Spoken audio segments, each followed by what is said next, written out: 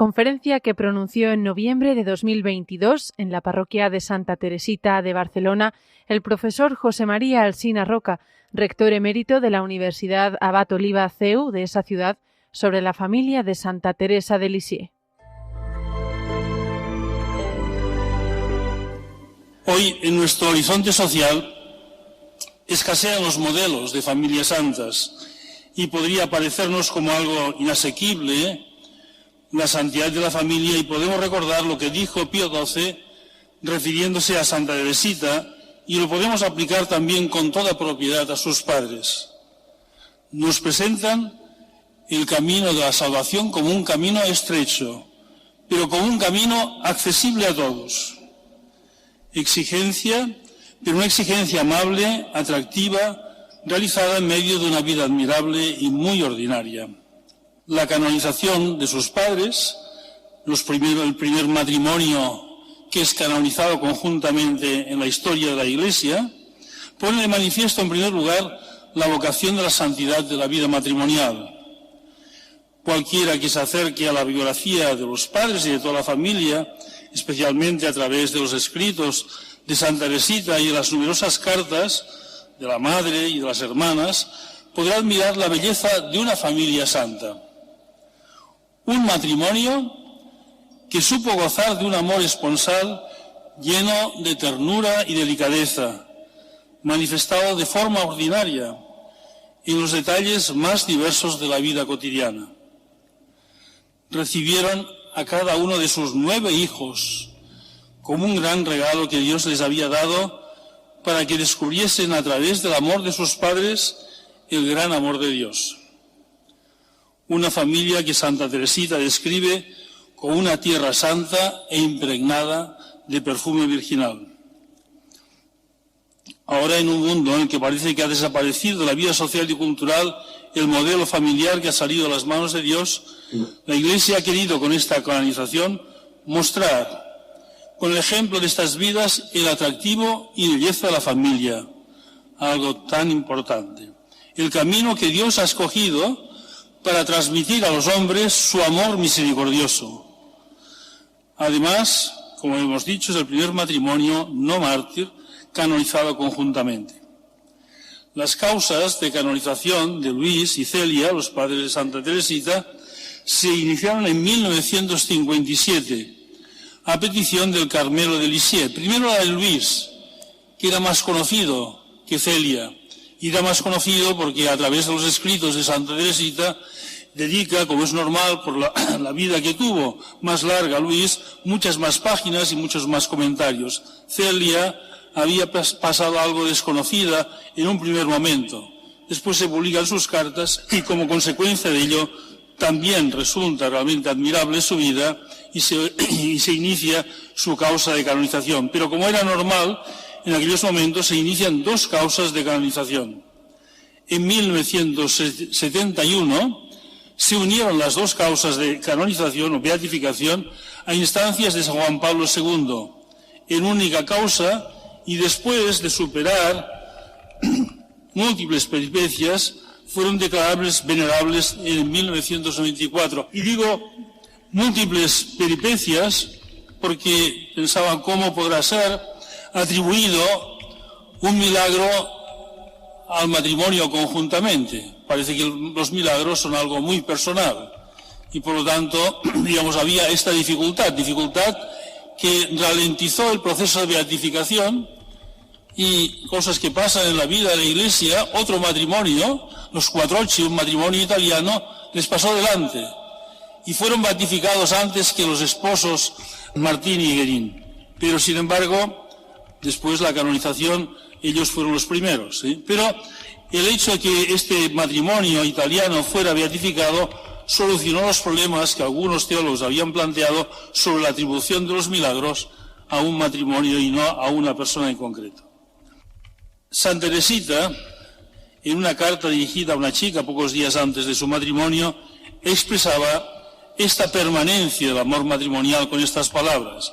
Y leo esto porque es indicativo y creo que influyó pensar que este amor matrimonial que asado en la tierra continúa en el cielo y por lo tanto pueden actuar conjuntamente en la acción milagrosa. Dice, nuestra religión eleva nuestros corazones, dice Santa Teresita, y nos hace capaces de amar con un amor casi infinito, ya que está llamado a continuar después de esta vida mortal, que no se nos ha dado sino para alcanzar la patria del cielo, donde volveremos a encontrar los seres queridos a los que hemos amado en la tierra.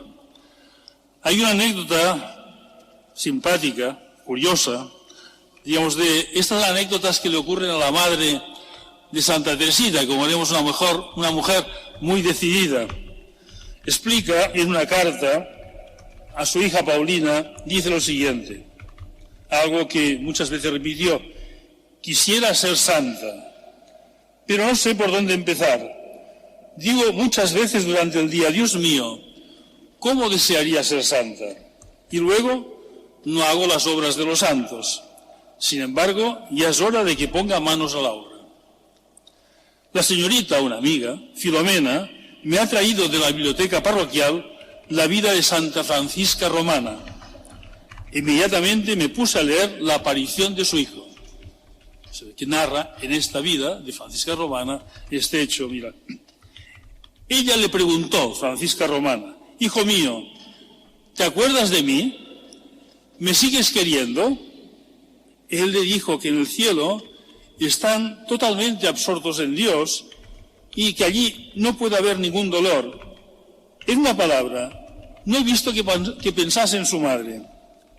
Eso me entristeció, pues yo tengo a 4 allá arriba, 4 de los hijos que murieron pequeños, en los que pienso sin cesar, y decirme que ellos podrían olvidarme me entristece, pero yo no lo creo. La señorita Filomena, que estaba allí cuando leí este pasaje, se fue contándoselo enseguida a su madre, y como las dos volvimos juntas de vísperas, esta última no me habló más que de todo esto en todo el trayecto. Se le ponía la cara roja y creí que se iba a echar a llorar. Acabó diciéndome que si nuestros hijos difuntos no se acuerdan de nosotros, eran unos canallas. Estaba tan excitada y soltó esta palabra con tal convicción que yo me eché a reír, pero de buena gana, y es que también ella tiene 2 hijos en el cielo y no quiere que la olviden. Por eso quiere venir esta noche para hablarme de los canallas. Bien, digamos simplemente señalar esta permanencia del amor matrimonial a lo largo no simplemente de esta vida, sino de la vida eterna. Por otro lado, la Iglesia, al canonizar a los 2 esposos conjuntamente, ha querido afirmar con la solemnidad propia de un acto de canonización que el matrimonio fue para ellos el camino que Dios les eligió para su santificación. Cuando se conocen, después haremos referencia a ello, las circunstancias tan singulares que llevaron a Celia y a Luis al matrimonio, aún queda esto más patente. Los 2 habían previamente intentado entrar en una orden religiosa. Los dos vieron que no era esta la vocación que Dios los destinaba, y finalmente las circunstancias humanas dieron lugar a iniciar su relación. La interpretaron, especialmente Celia, como un signo de la voluntad de Dios. No solo casarse, sino la misma elección de la persona con la que habían de compartir su vida matrimonial. A causa de la temprana muerte de Celia, este matrimonio tuvo en la tierra una duración relativamente breve, 18 años, pero años muy intensos. Padres de familia numerosa, antes lo hemos señalado, 9 hijos, con 4 de ellos vieron muy pronto cumplidos su gran deseo, con gran dolor del corazón, el propósito más importante de la educación de los hijos, llevarlos al cielo. Así lo expresaba repetidamente en sus cartas la madre.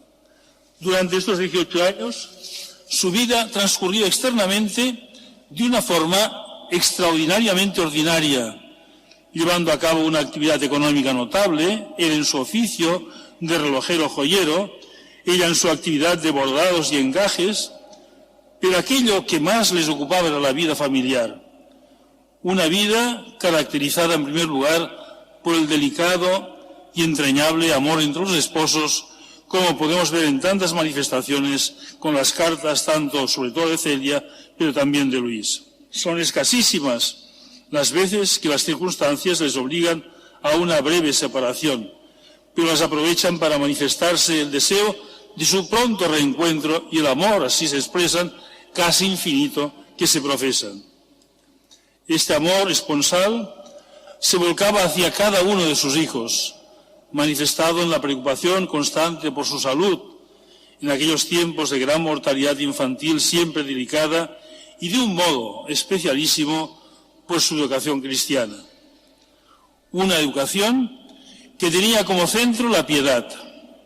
En aquella familia, la oración diaria de los esposos empezaba con la Santa Misa de las 5:30 de la mañana y terminaba con la lectura del Santo del Día del Padre Croiset y una oración conjunta de toda la familia. Pero además esta vida de piedad iluminaba la vida ordinaria y las circunstancias extraordinarias, gozosas o tristes. Siempre Dios estaba en el centro de la vida familiar.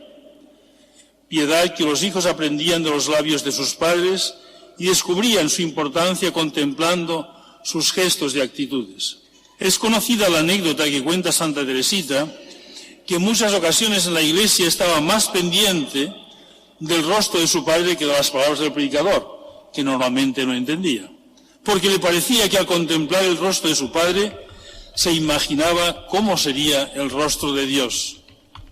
Todo ello nos muestra cómo la vida familiar era el modo por el cual esposos e hijos vivían gozosamente el camino que les llevaba a Dios. De un modo resumido, vamos a reseguir la vida de esta familia que se inicia ya en 1823 con el nacimiento de Luis Martín y termina en este mundo en 1959. Aunque hace años de esto, a mí no me parece tan lejano, los que somos ya mayores, digo, bueno, yo ya tenía 16 años, cuando se muere la última de las hijas carmelitas, Sor Genoveva de la Santa Faz, Cerina, que tenía entonces 80 años. Nos ayudará a hacer este recorrido, dividir la vida familiar en 4 etapas. En primer lugar, la vida de los padres antes de contraer matrimonio.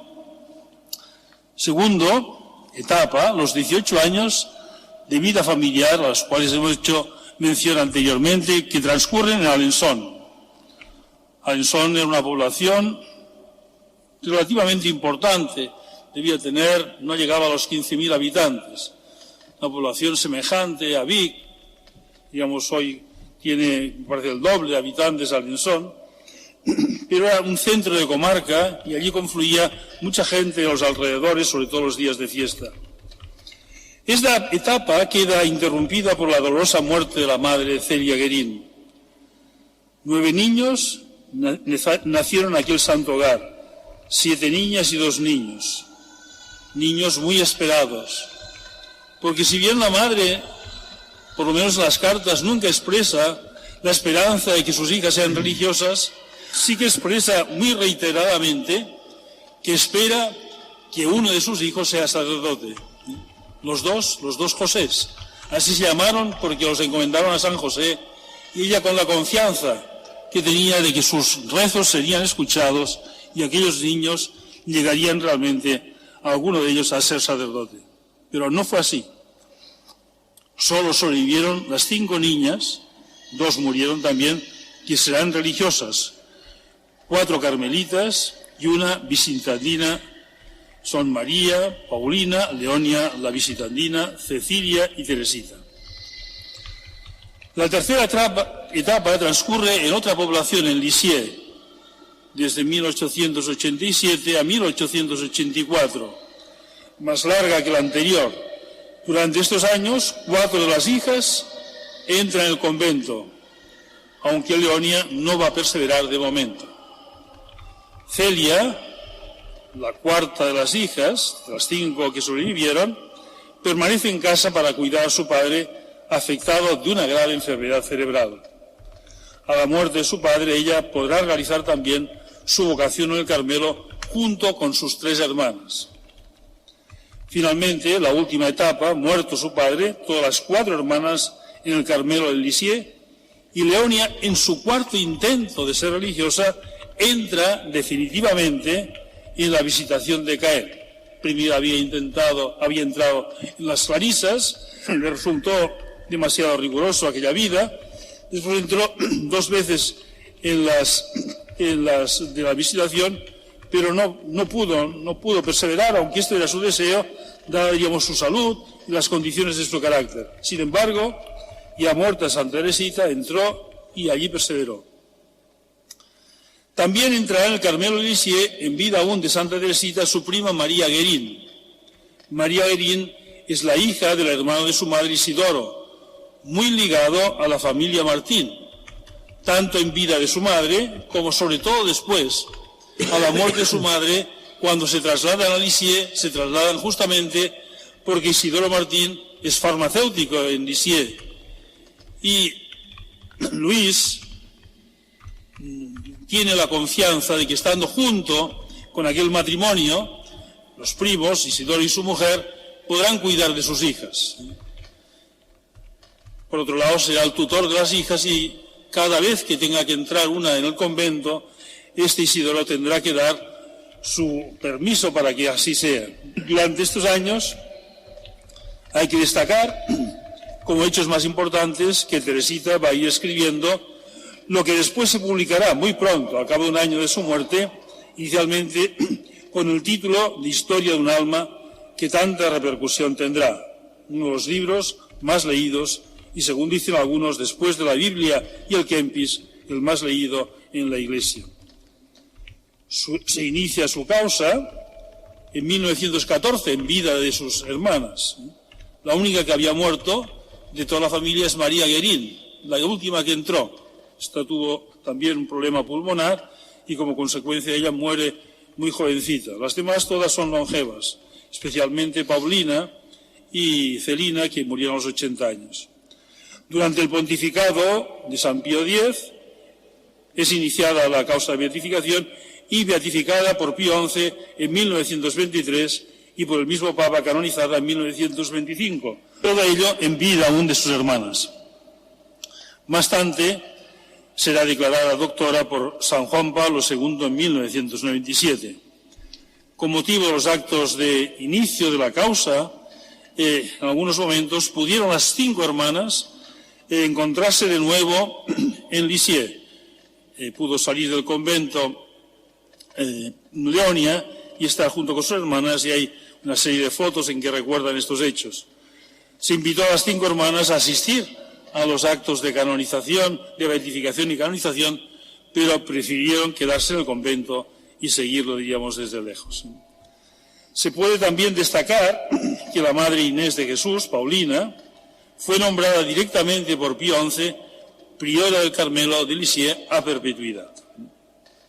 Bien, pues vamos ahora a seguir un poco estas 4 etapas con algunos datos más de los que acabo de señalar. En primer lugar, Luis. Luis procede de una familia militar. Su padre perteneció, como tantos franceses, a la Gran Armée, al ejército de Napoleón, y después de la derrota de Napoleón, al ejército de la Restauración. Y hay un dato curioso, porque cuando nace Luis, su padre está en España porque participa en aquella, diríamos, entrada de los 100.000 hijos de San Luis, con el ejército, diríamos, enviado por la Santa Alianza. Cuando llegue a Francia ya verá, diríamos, el niño que ha nacido.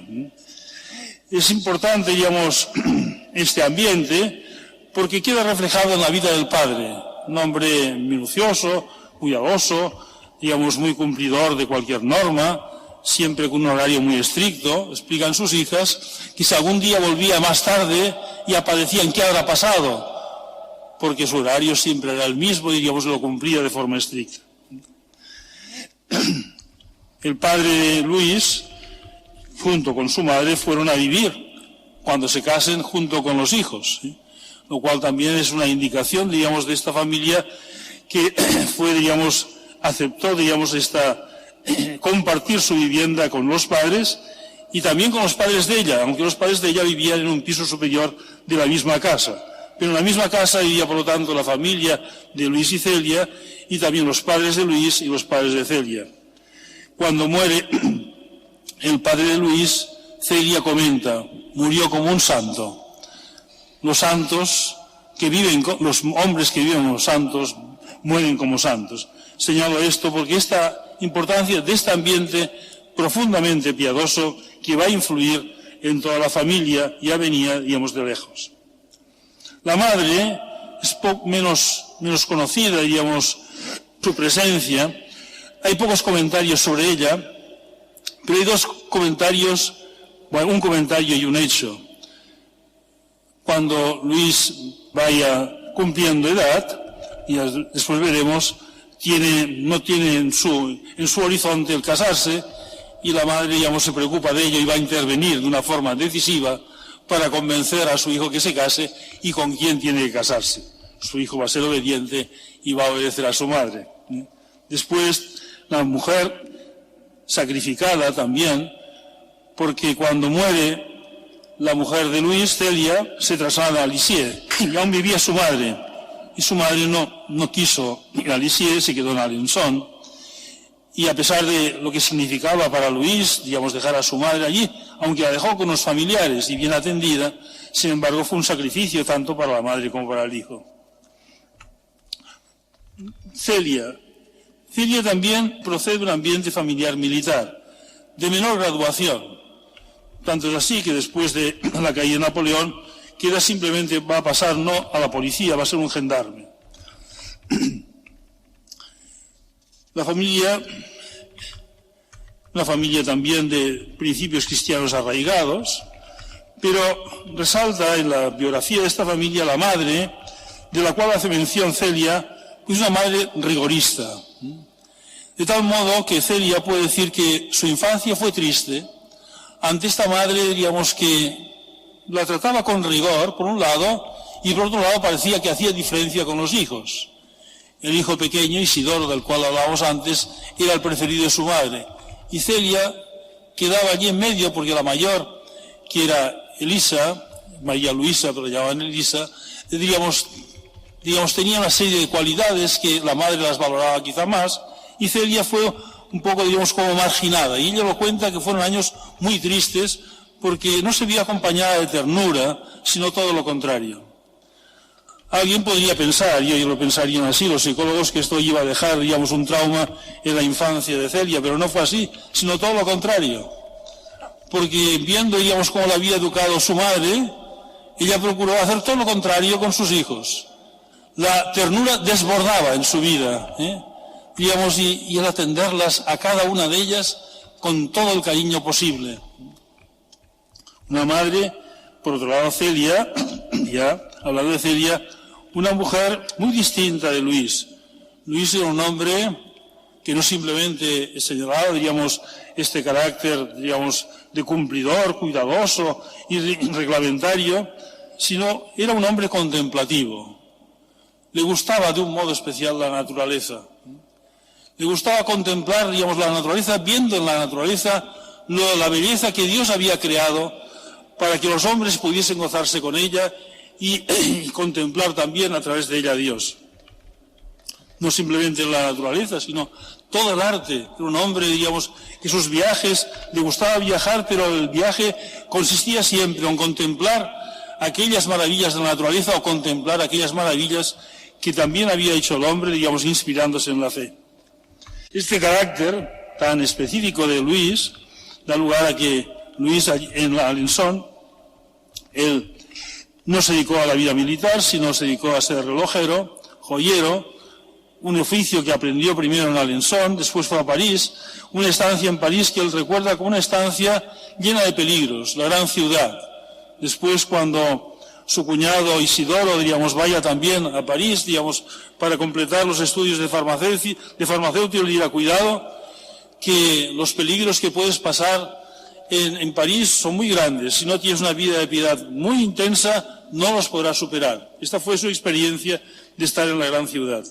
Cuando vuelve a Alençon, Luis, digamos, se dedica a su oficio, pero antes, digamos, tiene, digamos, una intención de ingresar en un convento.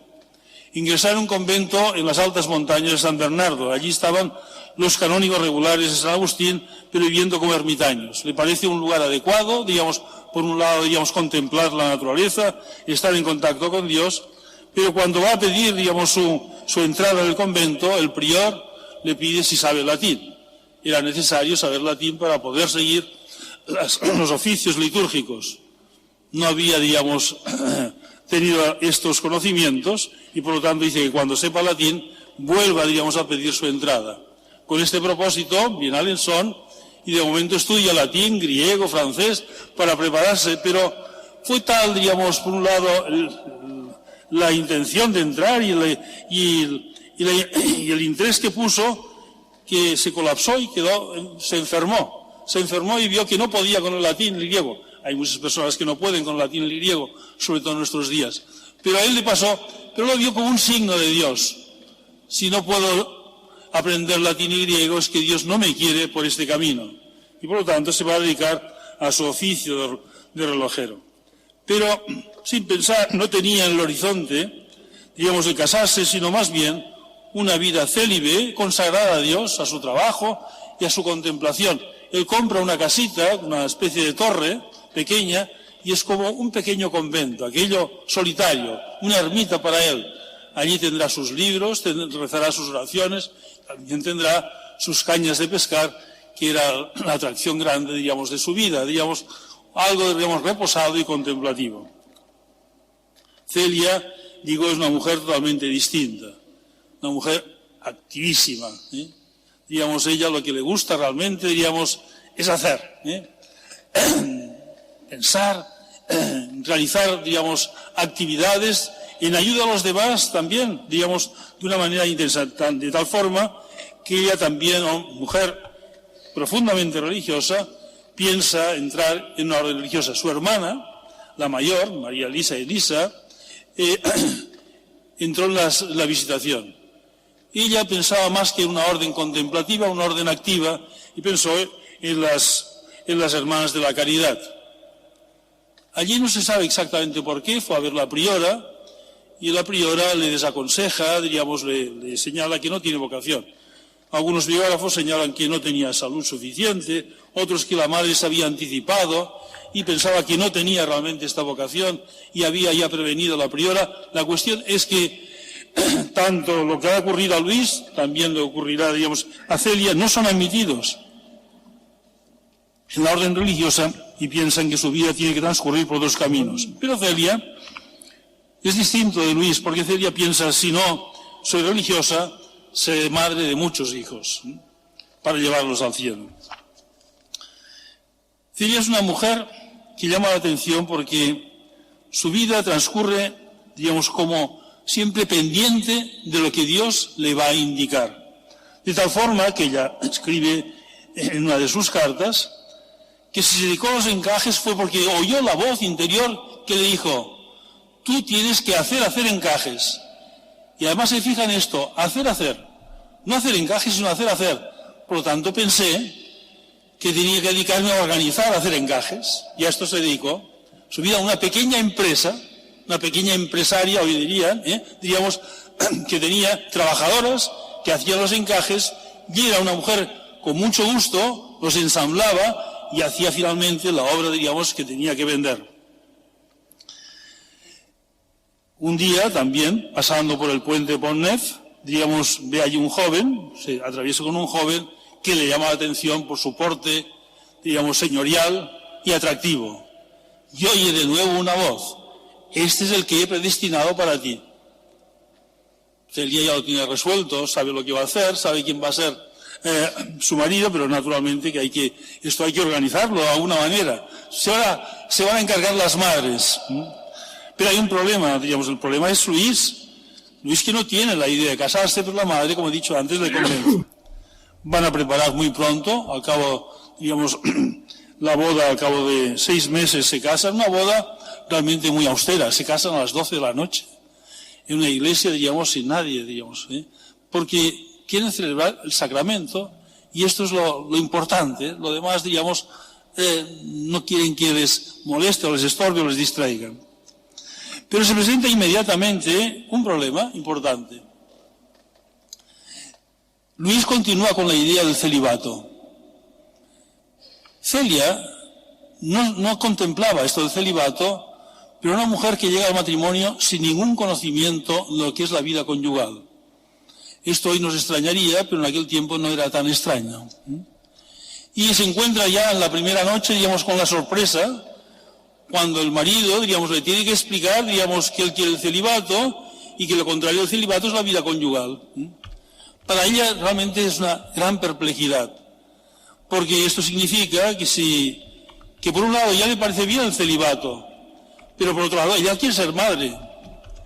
Eso le sube en una gran tristeza, tal forma que al día siguiente van a ver a su tía, que está en la visitación, y cuenta, nunca había llorado tanto. Viendo a mi tía que ya sabía lo que quería, era monja, pero yo no era ni monja, ni iba a ser madre.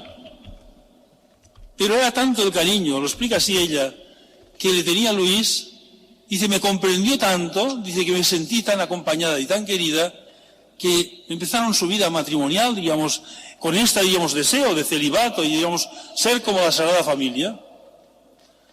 Al cabo de aproximadamente 9 meses encontraron un confesor que les aclaró la cosa como iba, y les aconsejó, digamos, que esto no era el camino que Dios quería para ellos. Quería realmente que fuesen padres de hijos que pudiesen llevarlos al cielo.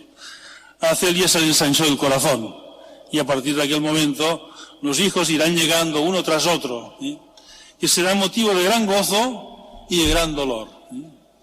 Es muy bonito ver las cartas de Celia, porque cómo expresa, digamos, la alegría de cada vez que está esperando un niño, y sobre todo a partir del momento en que los niños, digamos, los niños primero, las niñas, y los niños, digamos, algunos se mueren inmediatamente, al cabo de pocos días, alguna, la que vivió más 5 años, digamos, esta tristeza profunda, le parece que se desgarra sus entrañas, que no podrá ser feliz. Pero llama la atención también como, por un lado, este sentimiento tan maternal. Lo peor que le puede pasar a una madre es que se muera su hijo.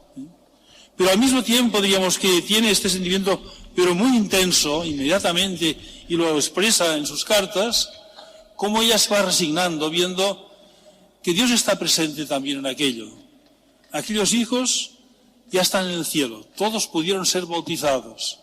Ya tiene 4 hijos, digamos que su misión, que es llevar hijos al cielo, ya la ha cumplido en 4 sin ninguna duda. Ahora tiene que dedicarse a los que ya han venido y van a venir posteriormente.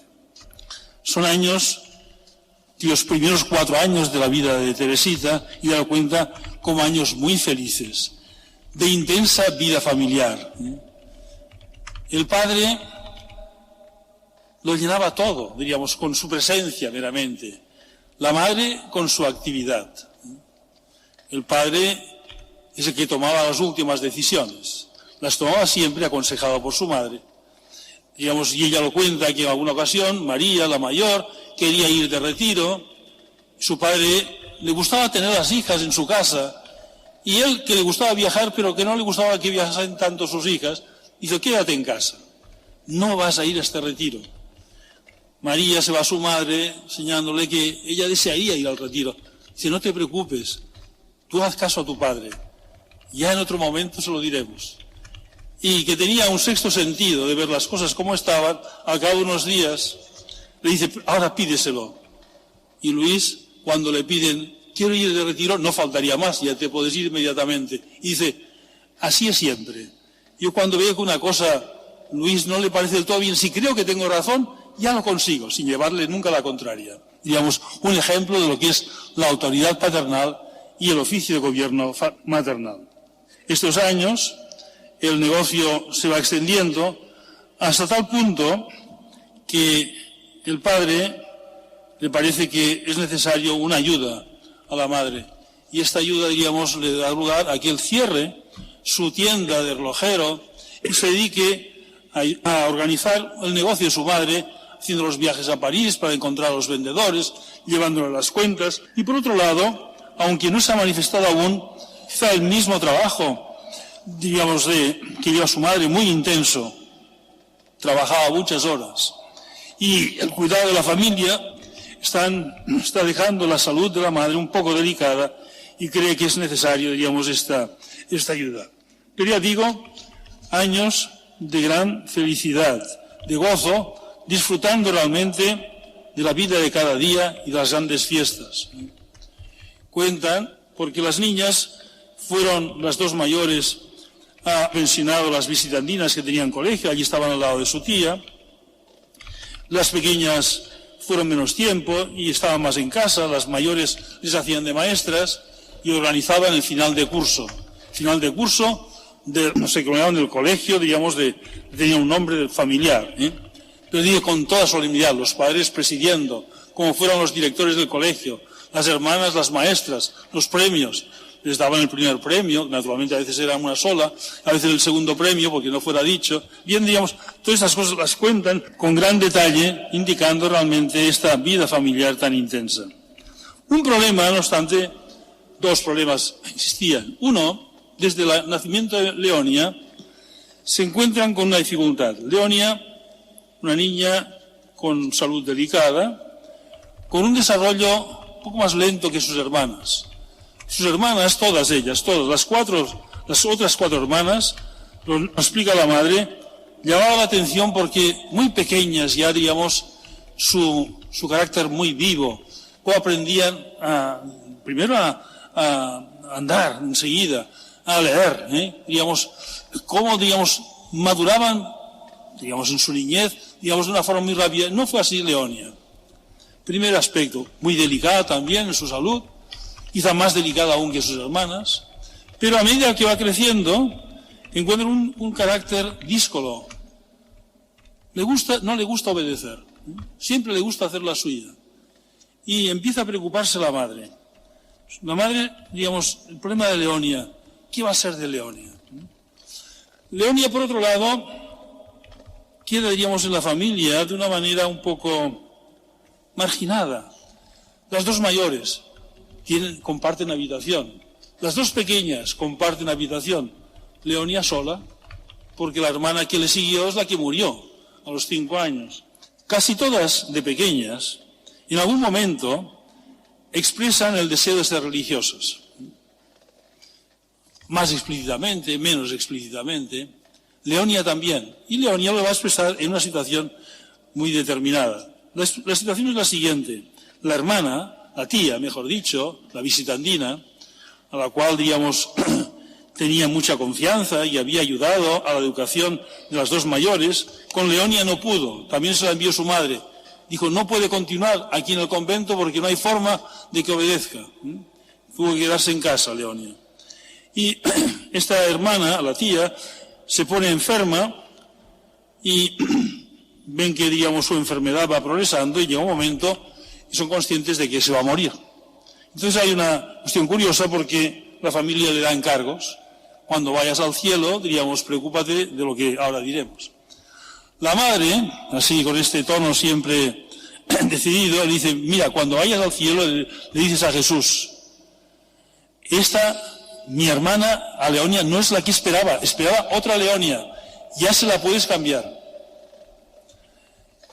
Se encarga a que Leonia, diríamos, María Luisa, quien no haya podido en la tierra, desde el cielo, a ver si puede cambiar a Leonia.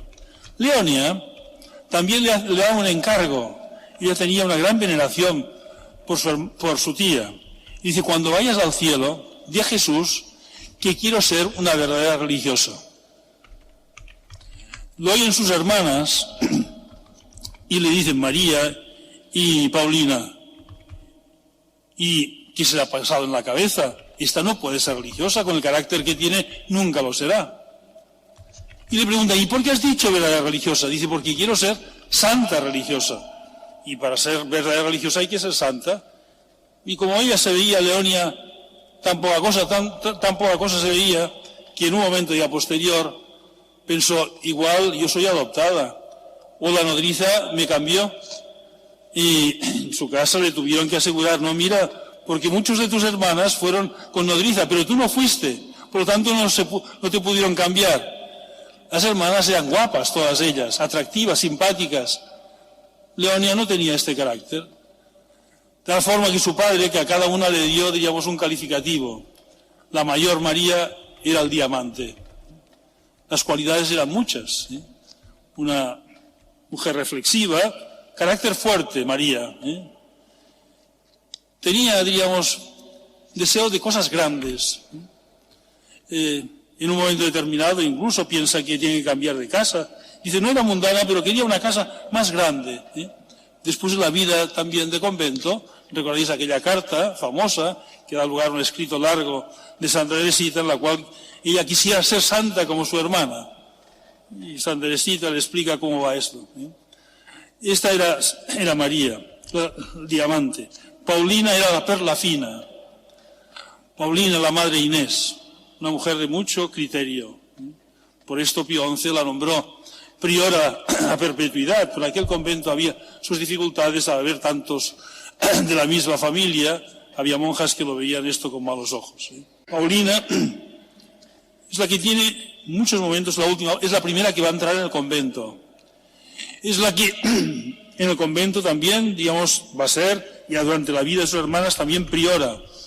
Y va a marcar realmente el rumbo en muchos momentos y atemperando, digamos, algunas cosas extrañas que había hecho la anterior priora. Por otro lado, es quizá la única que aconseja a Santa Teresita, es la que le introduce en todo el tema de la pelotita de Jesús. Esto, tan propio de Santa Teresita, es de Paulina. Después está Leonia. Leonia no le dieron ningún calificativo, la pobre. Era la buena Leonia. ¿Cómo decir la pobre Leonia? ¿Qué se iba a hacer de ella? Preocupación de su madre, sus hermanas, bueno, la querían mucho, porque se hacía querer. Y ella quería, pero era una pobre niña con pocas cualidades, sobre todo teniendo en cuenta las muchísimas cualidades que tenían sus hermanas. Y finalmente, Celina. Celina, una mujer también extraordinaria. No hace pocos años, 4 o 5 años, no, 6 o 7 años, se ha publicado su autobiografía. Publicó, digamos, también, a instancias de la priora, posteriormente, le pidió que hiciera su autobiografía y que explicase su vida. Se nota una mujer que escribe muy bien, más leída incluso que sus hermanas, con cualidades artísticas realmente extraordinarias, pintaba muy bien. Esto le dio lugar a que en el mundo tuviese algunos pretendientes. También vivió más años en el mundo porque es la que se quedó con su padre hasta el final de su vida.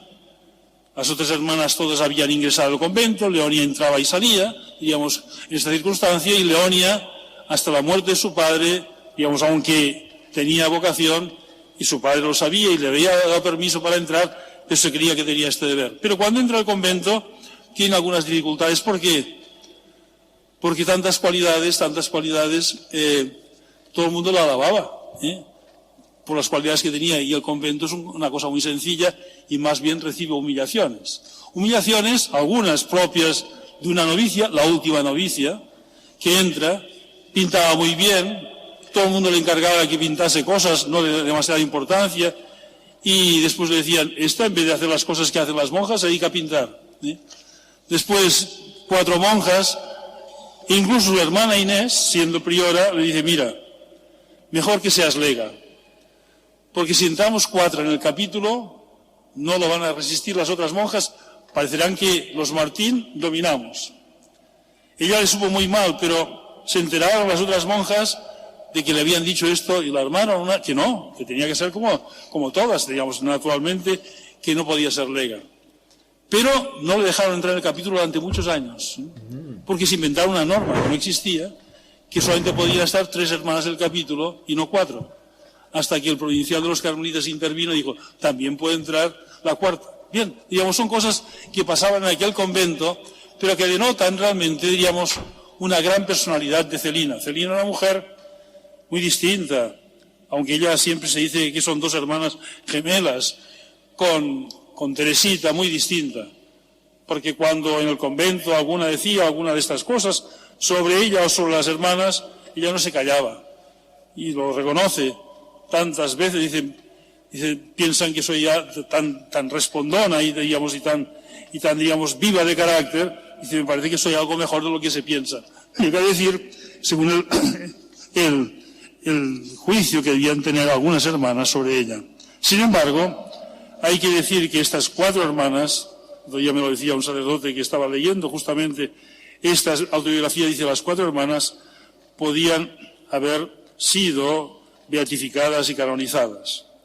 Pero, sin embargo, hay que indicar lo siguiente, que la única que se ha iniciado su proceso de beatificación ha sido Leonia, la más pobre, la más, digamos, la de menores cualidades. El proceso, digamos, se ha iniciado como consecuencia de algo realmente curioso. Se ha iniciado en 2015, o sea, hace pocos años. Y lo ha iniciado, el postulador, es el mismo postulador de los padres de Santa Teresita.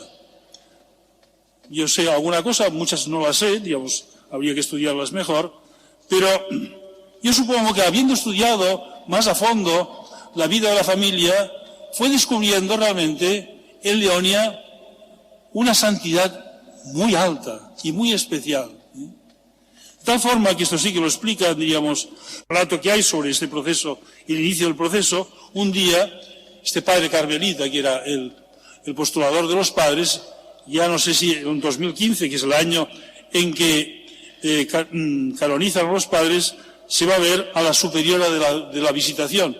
Dice un día, y la visitación lo cuenta, un día viene el padre carmelita y me dio la sorpresa que se arrodilla delante de mí y dice: madre, por favor, inicie el proceso de beatificación de Leonia.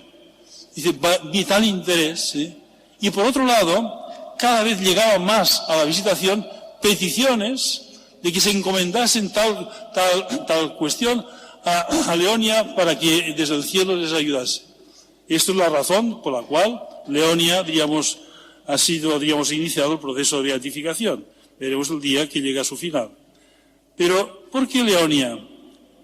Leonia, y esto es lo que las biografías que se han publicado últimamente en Leonia señalan, y de una manera me parece, diríamos, muy precisa, que es la que entendió mejor el caminito de Santa Teresita. El caminito de Santa Teresita, que es esta confianza y este gozo en la propia pequeñez. Y podríamos decir que hay gente que es humilde con fundamento, y a ella le pasaba así. Era muy humilde con fundamento, lo tenía fácil, se veía tan pobre, tan débil, con un carácter, digamos, tan poco, diríamos, obediente, tan poco perseverante. Sin embargo, que vivió largos años, hasta los años, parece que son 40, muy en el año 40 o 41, digamos, en el convento, fue realmente un ejemplo de monja atenta siempre a las más necesitadas, a las que estaban enfermas, no perdió la sonrisa, cómo sobrellevaba sus enfermedades.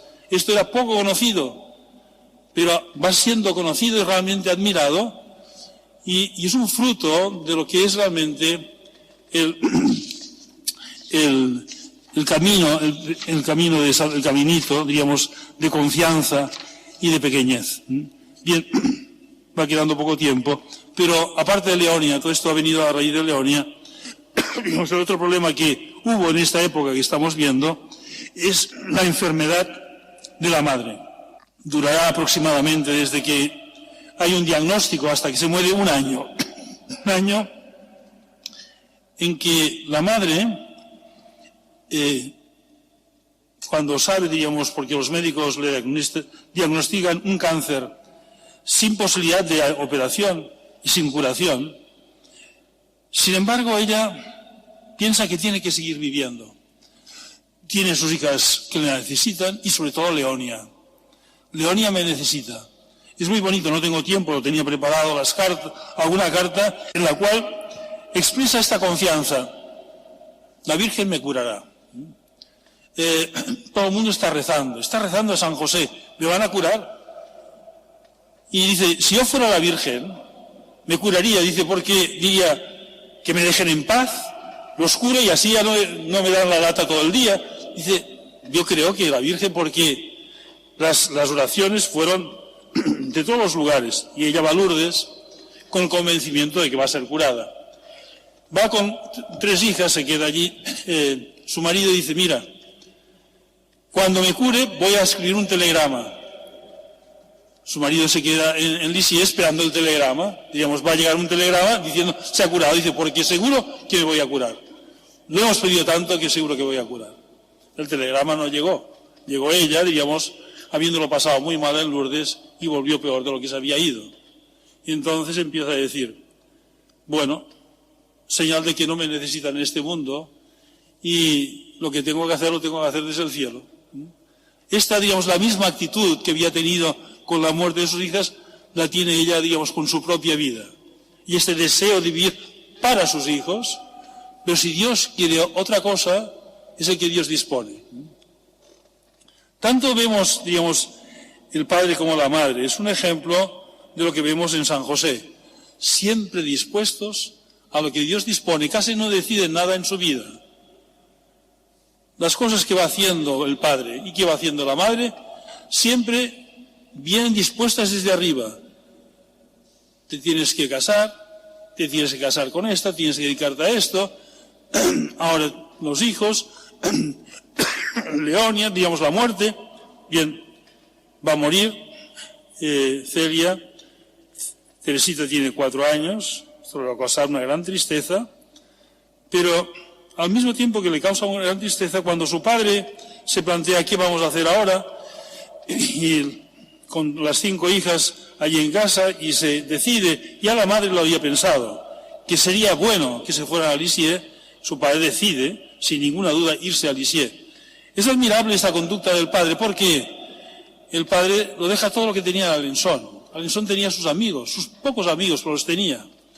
Tenía su adoración nocturna, tenía su esparcimiento, diríamos, tenía sus ríos en los cuales iba a pescar, tenía su madre. Por sus hijos lo deja todo. Ahora hay que ir a Lisieux. Y empezará esta nueva etapa de Lisieux, diríamos, una etapa más larga, en la cual, como tenemos poco tiempo, simplemente diré 2 o 3 cosas. La primera es el ofrecimiento del padre de sus hijas al Carmelo, como una tras otra se van yendo al Carmelo. Se va Paulina, digamos, Paulina de alguna manera le da un gran gozo pensar que una de sus hijas, digamos, va a consagrarse a Dios. Cuando se va María, diríamos, en primer momento lo siente más, porque María es la ama de casa, es la mayor, es la que, en la falta de su madre, es la que de alguna manera organiza. Y María dice, bueno, ya Celina ya es mayor, también podrá ayudar a casa. Su padre no duda nunca, en cuando sus hijas lo piden, será para él un sacrificio, no, pero enseguida ofrece a sus hijas que se vayan al convento. Más adelante, digamos, será Teresita, su reinecita, la reina de Francia y de Navarra, así como la llamaba ella. O también la llamaba la huerfanita de Berenice. Y yo no sabía que esto era porque le decía la huerfanita de Berenice, y lo ha mirado. Berenice es una ciudad donde los ejércitos napoleónicos fueron derrotados, una ciudad de Bielorrusia. Y seguramente quedaron muchas niñas huérfanas por la muerte de soldados. Y debían decir, una huérfana de Berenice. Y su padre le decía, la forma que Teresita en algunas cartas firma a su padre, la huerfanita de Berenice. Bien, digamos, cuando lo dice Teresita, su reina, aquella que durante aquella época, aquellos paseos, los domingos por la tarde, cuenta su hija, iban siempre hacia la iglesia, pasaban allí un rato delante del Santísimo, rezando, su hija rezando al Santísimo, pero mirando a su padre, cómo muchas veces le caían las lágrimas viendo el sagrario. ¿Cómo aprendió? Teresita, digamos, Teresita es una niña, una mujer ya, digamos, que va a heredar lo mejor de su padre y de su madre. Es contemplativa como su padre, pero activa y luchadora como su madre. Las otras hijas quizá se parecen más a la madre, sobre todo Celina, la intrépida, así le llamaba a su padre, la intrépida, la que va a sostener la casa durante esta época. Bien, aparte, digamos, de esta ida de cada una de las hijas al Carmelo, la enfermedad del padre. La enfermedad del padre que empieza, diríamos, ya a manifestarse poco antes de entrar Teresita en el convento. Son pequeñas manifestaciones que irán, diríamos, después siendo cada vez más graves. Pero, sin embargo, aún el padre puede asistir a la toma de hábito de Teresita, la toma de hábito que se hacía muy solemne, se vestían como de novias, salían fuera del convento, entraban con el padre, y el padre las daba al nuevo esposo, al esposo, digamos, con el cual iban a pasar durante toda su vida y la eternidad. Bien, pero ya a partir de aquel momento, digamos, el padre se va agravando, y tendrá, diríamos, que recluirse en una casa, en un manicomio. Esto será una gran humillación para el padre, porque será una pérdida de entendimiento no permanente, sino, digamos, en ciertos momentos, pero, digamos, que con unas salidas de tono, digamos, que obligan a este internamiento, pero muy humillante. ¿Por qué? Porque en el pueblo dicen que la causa de esta enfermedad del padre son las hijas. Le han dado un disgusto, lo han dejado solo, no lo ha resistido. Es más, digamos, antes de que ocurra esto, Celia ya ha indicado a su padre que también se irá, y su padre le da permiso, a pesar de que Celia de momento no piensa irse, y sobre todo a raíz de la enfermedad del padre. Por otro lado, el padre se da cuenta de la situación en que está, y para él es muy duro vivir en aquel ambiente de gente, digamos, que realmente ha perdido el juicio. Él no siempre lo ha perdido, y aunque intenta tener una actividad apostólica entre los enfermos, y se lo dice la monja, dice, pero prefería hacerlo en otro lugar.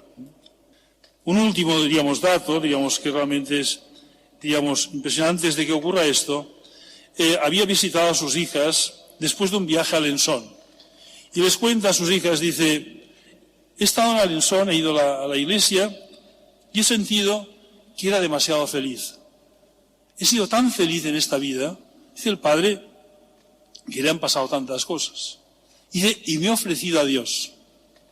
Los biógrafos señalan que este ofrecimiento a Dios, Dios lo recogió, y recogió este ofrecimiento dándole esta humillación. Es quizá el único santo que ha vivido los 3 últimos años de su vida sin juicio, digamos, como una persona desahuciada, loca, digamos, aunque había ciertos momentos en que recobraba cierto juicio, porque aún después de haber estado ingresado, vuelve un día al convento, ya no puede hablar, ha perdido la capacidad de movilidad, y simplemente con el dedo le señala hacia arriba, queriendo indicar, en el cielo nos volveremos a ver. La última, digamos, etapa de su vida es el cuidado que tiene su cuñado, Isidoro, y su mujer, y especialmente Celina, porque Leonia, ya digo, va y viene del convento. A la muerte de su padre ya simplemente indicar esto, que finalmente Celina podrá entrar, y Leonia definitivamente entrará en el convento, diríamos, y allí va a perseverar. Seguramente desde el cielo Santa Teresita se preocupó de ello, diríamos. Santa Teresita quería mucho a Leonia, como a todas sus hermanas, pero tiene cartas preciosas en las cuales le indica, mira, en el convento o fuera del convento tú harás lo mismo que hacemos nosotros, amar a Jesús, y dejarse amar por Él. Y esto es lo más importante de tu vida. Esta, diríamos, es esta última etapa en que ya todas las hermanas, diríamos, en los conventos, junto con María Guerín, y esto va, diríamos, ya ahora entraríamos en los últimos años de la vida de Santa Teresita, pero esto ya daría lugar a otra conferencia. Muchas gracias.